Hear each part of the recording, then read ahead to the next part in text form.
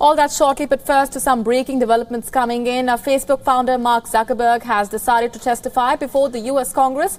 The decision comes in the wake of the mounting pressure on the Facebook chief from media, from lawmakers and from members of the public. The decision coming as a surprise, as Zuckerberg had, remember, initially declined to answer questions about Facebook's privacy practices. The Facebook chief has now decided to face the US Congress. Let's get in some further details from our senior correspondent, Ramesh Ramachandran, who's joining us on the broadcast for more on that. Ramesh, extremely interesting to see how the Facebook chief first had decided to send his representatives and not face the UK committee, which is hearing this case, but now has decided to present himself before the US Congress to testify and provide an explanation on this controversy, which has, of course, dominated headlines over the past few days. Yes, absolutely, Molly. As you mentioned, Zuckerberg has agreed to depose before a committee of the Senate, that's the upper house of American legislature, the Judiciary Committee of the Senate. We don't know when this hearing will take place, but this is the news breaking here this moment that Mark Zuckerberg of Facebook has agreed to testify before an American legislative committee. And this on a day when he declined to appear before a committee in the UK probing the Facebook data breach case. Remember, Damien Collins, the Conservative lawmaker who headed the Digital, Media, Culture and Sport Committee of the UK Parliament, held a session in London earlier today where he sort of questioned and asked sort of testimony from Christopher Wiley, the whistleblower who brought this news into the open, so to speak.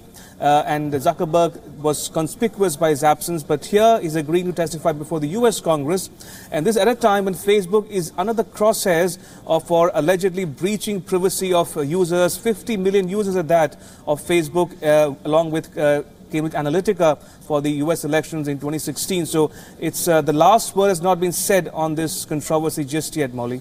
Indeed, and Ramesh, let's just also take a look back at the several statements or the lack of them that have come in from Facebook. We've seen an apology coming in. Facebook, of course, has tried to save face and tried to apologize to the people and to the users of Facebook, but no explanation, no justification seems to undo the damage, it seems.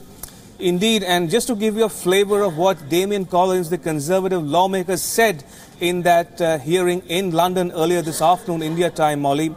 To quote Damien Collins, he says it was an extraordinary evidence shared by Christopher Wiley, the whistleblower who blew the lid off the Facebook data breach case.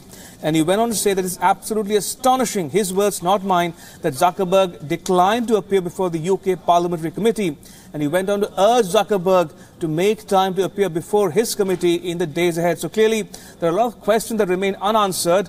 Cambridge Analytica's role, Facebook's role, privacy laws, and the entire conspiracy around data science and psychological profiling, so to speak, of 50 million users on Facebook.